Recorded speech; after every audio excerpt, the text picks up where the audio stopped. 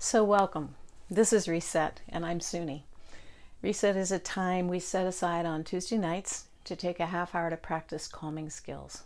The focus was intended originally to reach out to people within the community who are recovering from substance abuse. But very quickly we realized that these skills are needed by a lot of people right now with the changing world we live in. So welcome, have a seat. Tonight's topic we're going to talk about is positivity, but I like to start us off on a calmer note. So if you haven't meditated before, don't worry. Just follow instructions. Settle in to a seated position, or if you are not comfortable being seated, you sit or lie down however you wish to. Take in a deep breath, pause and let that air back out. Turning your attention to the feeling of the breath, because the breath draws your attention into this moment. Feeling the cool air flow in through your nose, pausing, letting that air flow back out. Breathing in and breathing out attempts to keep your attention in the now. We focus in the now. We are mindful of this moment because this is the only moment you have to truly live. The only moment you have. You can take action, learn something new, help someone, teach something, study, create new solutions to challenges in life. All of those things happen in the now, this moment. The other reason to be attentive to this moment is in this moment we are okay. You are okay. I am okay. We are fed and clothed and sheltered. Hopefully we're even calming ourselves. So meditation and calming practices have everything to do with turning your attention to the now, where we are okay. Yes, there's turmoil and change and transformation all around. But a good way to stay grounded and centered is to remember to turn your attention into this moment where you can be effective and that you can acknowledge that you are okay. Everything's okay. Continue breathing in, pausing and letting the air back out at your own pace. This deeper breathing with attention to the breath signals your body's central nervous system that everything's okay. Rather than starting at your brain and telling your brain by thinking, I gotta calm down, it's not terribly effective. But breathing deeply and settling yourself into a comfortable posture signals the nervous system that everything's okay, and the nervous system then can affect your rate of breathing, your blood pressure, the way your mind works. It slows down stress hormones. It allows the body to settle into rest and repose, rest and restore mode. So breathing in and breathing out is all that you need to pay attention to for this moment. And when your mind wanders off, as it will, simply notice what it wandered to. Are you worrying? Are you frustrated? Are you projecting? All of those things have to do with moments that are not right now. So pull your attention back into the now. The only moment we have to live is now. Noting where your mind wanders just teaches you what are your distractors. Many of us are worriers. Just notice when your mind wanders off, as you would be an observer or a reporter. You can note that you're worrying without throwing yourself into the worry. So step back and just notice what's going on. Take these calming moments to scan through your body and note where you're not relaxed. And on the next exhale, try to let go of some of that tension. Breathing in and breathing out. If your mind is particularly busy, sometimes it helps to call to mind a word on the inhale, perhaps something you need, like peace, calm, patience. And on the exhale, just let go. Let go of tensions, let go of worries, let go of that which does not serve you. Breathing in and breathing out.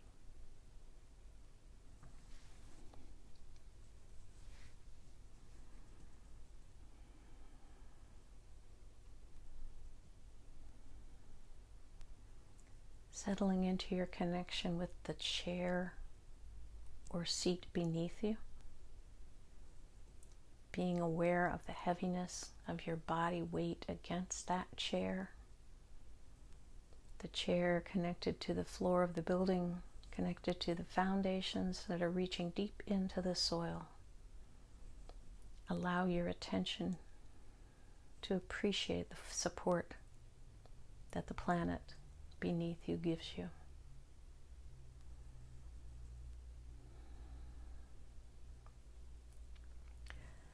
Pulling your attention to what is within you and letting go of paying attention to anything else.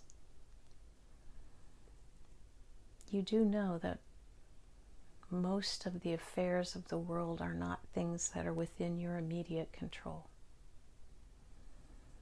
Most of what we can control are our own thoughts and actions. So particularly when we're meditating, particularly when you're trying to calm yourself, allow your attention to focus only on what is within or immediately around you. That thing that happened last week, that thing, that thing, let it go. And that worry that you might be projecting about what's coming down the road, let that go. We are only paying attention to this moment and savoring what it has for us. Sometimes it's really important to do nothing, to look within, to take action to calm your mind and body down. Allowing your body to restore, allowing your mind to settle so that you can allow your attention to come out of your mind and settle further down, more in your heart. The power of the heart is the source of our deeper emotions. Great love and compassion are not thought-driven generally. Those emotions come from the heart and the guts. Our instincts, our intuitions, all of our higher thinking, our wiser self, all of that is settled not in our brain, but further down in our body. So as we turn our attention to within, allow your attention to be deeper, not identifying so much with your brain,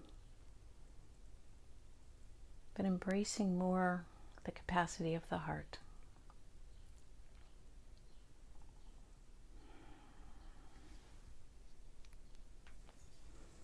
And hopefully that's helped you settle in a little bit. And if your eyes were closed, gently allow them to open. I mentioned that the topic tonight is positivity, and I work with people every day who have challenges, whether they're trying to improve wellness, their calmness, health, well-being, or develop some other skill set that they're looking within, they're looking for more out of life. And I can always see very quickly the ones who are very quick to tell me what's wrong. I can't do this, there's no love in my life, there's blah, blah, blah, blah, blah. For those of you in the group who are in recovery, it's very easy for you to remember what life used to be like and what it's like now. So even though your day-to-day life at this moment isn't perfection, oh, it's so much better. For the rest of us, actually for all of us, I should say, living in the times we live in 2020, let me think, pandemic, followed up by amazing opportunity for the awareness of racism in our country to change. Those two things are huge and can be frightening. I want to encourage you to start making new habits. You may want to tell me about the worst news story you saw today because it's important to you. It's not important to me. If you want to tell me on social media, if perhaps you're not a supporter of our current president, and so every day you post on Facebook something that he's done that you're not thrilled with. What you're doing when you focus on negative outcomes, you are actually focusing all your energy on these things that you don't like, these things that you don't want to have happen. And you are empowering those outcomes which you feel are negative. Let me just go through a quick list, because you may say, yeah, tell me more about it, Susie Sunshine. But beginning in the 1920s, quantum physics was born through a series of experiments called the double slit experiments. And I won't go into details because a lot of you don't care about quantum physics. But in the 20s, they began proving that the results of the experiment with these subatomic particles, the results that the experimenter expected, the expectations of the experimenter affected the results of the experiment, and it happens again and again and again and again. So if as an experimenter I expect the results to be this or that, my expectations affect the result. This is science. This isn't just me. To me, it's like, why wasn't that on the front page of the newspapers? And maybe it was back in the 20s. I don't know. On to other things. Doctorate level biochemist Rupert Sheldrake was trained in traditional science, but eventually got frustrated because he couldn't find all the answers to his questions through traditional science. He eventually worked with something called morphic resonance, which is a woo-woo possibly concept. But what he was doing is studying the transference of knowledge over space and time between different generations, between different geographic groups. He even studied it in animals. A sharing of knowledge without direct contact. Very interesting. Many of you are aware of a movie called The Secret.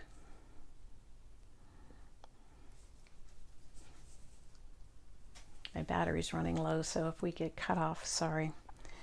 The Secret brought us the law of attraction, which simply said, focus on that which you wish to have happen and not what's not. I'm also studying now with something new, Suzanne Anderson, and something called Mysterial Circles, where she's working with groups of women who are focusing on positive things. So I'm kind of going to skip ahead a little bit if the batteries die. I don't want to leave you hanging.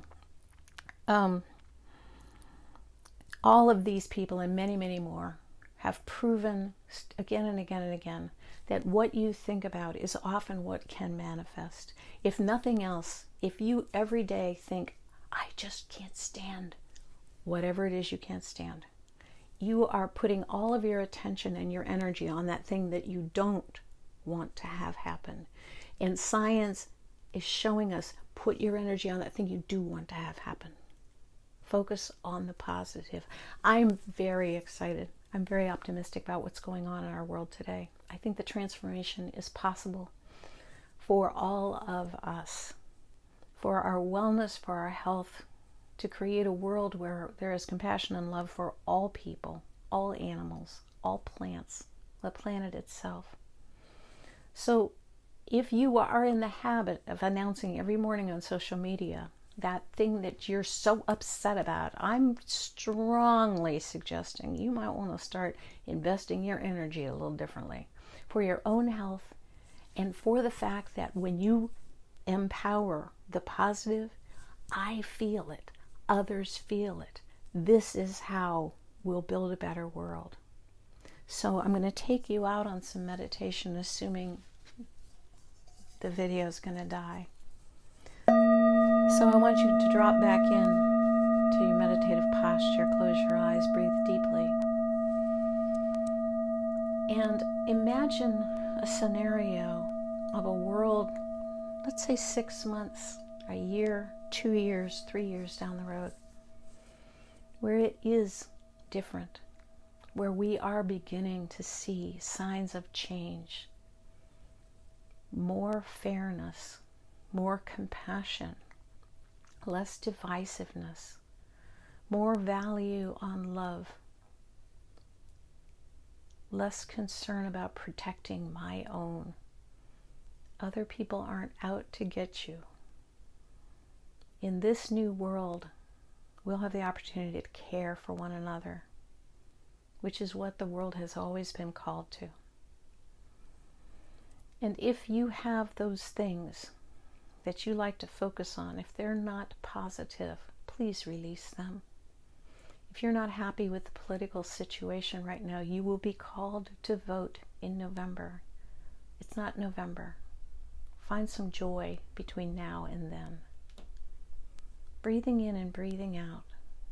Allow yourself to imagine happy endings to the changes that we're seeing going on now. And not just thinking, oh, that might be nice, but feel in your heart what it might be like to live in that world. Imagine walking the streets where you meet kind eyes and open hearts. Be reminded, as I experienced through these trying times, of how kind people can be when you're in need. Allow yourself to imagine a different world and then wake up and try to be a part of that world. Announcing daily what's wrong is not helping anyone feel better. It's not empowering anyone. And it's not helping those of us working hard to change the world. It's not empowering the work that we do. Every day, there's a lot of good going on. There's a lot of power, people trying to make change happen. And I know in your hearts you all want to be a part of that world. I know you do, or you wouldn't be sitting here with me. So it requires the change of some habits.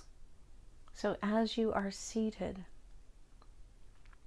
if your mind is wandering to the, yeah, I heard this thing is going to happen and this is terrible, step back in your mind and write a different scenario. Write a different ending to that story. And practice, practice, practice every day. Visualizing a different world. It will not come from above. It cannot be legislated. It will come from each of us opening our hearts and minds, believing and allowing that belief to empower us to do kind things, good things, and bring others along with us.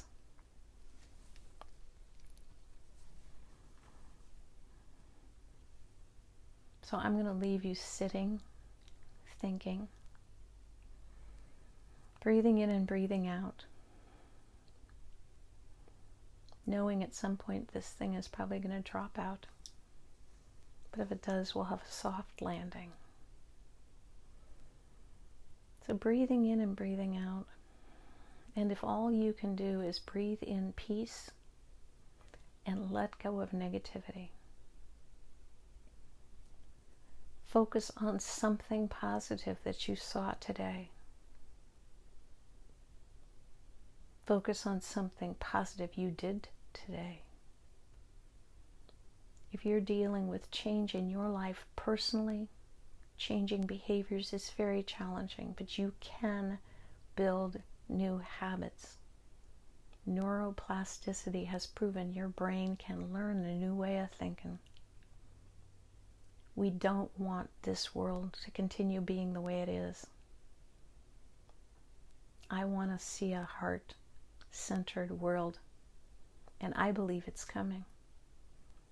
I want you all to feel like that too, and if that's the farthest thing from your mind, then may I have planted a seed today.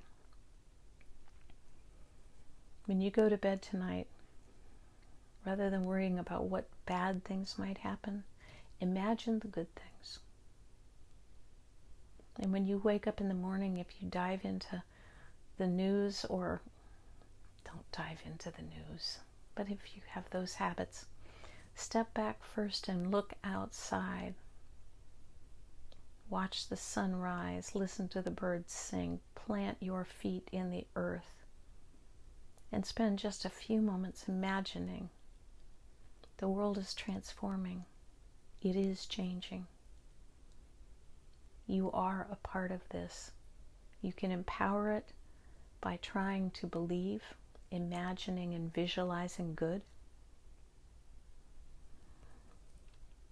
And as you imagine and visualize the good, then when you share, sometimes that good will be shared. And as you share, others will be encouraged. We don't need anyone else to share energy that will discourage us. We already know that things are challenging. I want to be the distributor of hope. Just teensy bits at a time, because I have my days too. But I try to call myself back during my meditative practice and say, what good happened today? What good did I do today? It may only be a tiny thing, and that's great. Each of us do not have to walk on water daily. We simply have to encourage another. We have to encourage ourselves. Believe that the world can change. It can. I don't know the details, and you don't have to either. That part we don't have to define. Believing that something can be is an incredibly strong generator to help it happen. None of us knows exactly how to fix things that are broken. But I do know that standing on the rooftops announcing that they're broken on a daily basis is not helping. Find a new way. Breathing in and breathing out.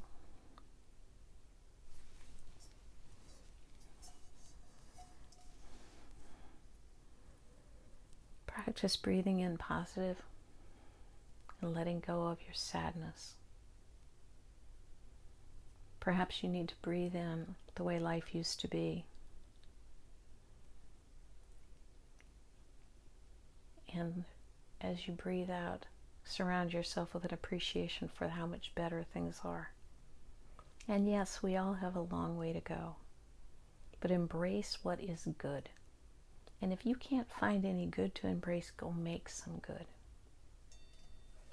So,